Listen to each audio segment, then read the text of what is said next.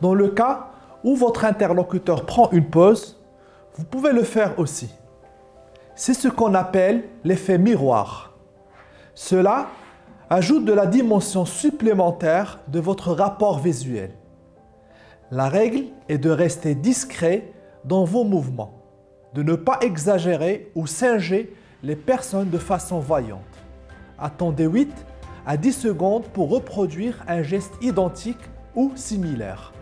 Votre tactique passera ainsi inaperçue. Quand vous utilisez correctement l'effet miroir, les gens se sentent plus à l'aise. Vous leur transmettez le message « Je suis comme vous ». Offrant ainsi à votre interlocuteur une sensation de sécurité. Quelqu'un qui se sent en confiance baisse plus facilement sa garde. Cela contourne les barrières de la résistance, vous permettant ainsi de l'influencer plus en profondeur. Et ceci est un réel facteur de réussite. Chaque personne est singulière, agitée par ses propres intérêts, passions, motivations et imperfections. Lui donner les moyens de révéler cette singularité vous donne plus de pouvoir lors d'une interaction.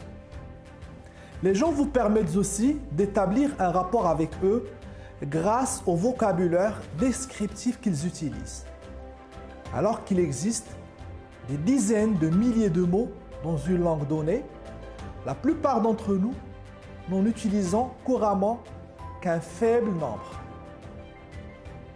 Nous avons tendance à nous concentrer sur les mots à qui nous prêtons une vraie signification.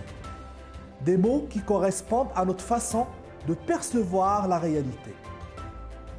Si une personne décrit une situation comme étant cool, délicieuse ou agréable, vous chercherez à utiliser ces qualificatifs dans votre réponse.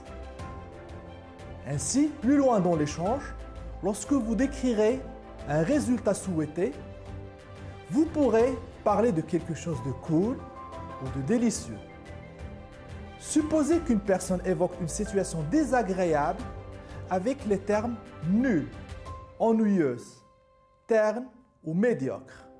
Vous pourrez alors employer les mêmes adjectifs lorsque, par exemple, vous dépeindrez ce que deviendra sa vie si elle n'opère pas de changement positif.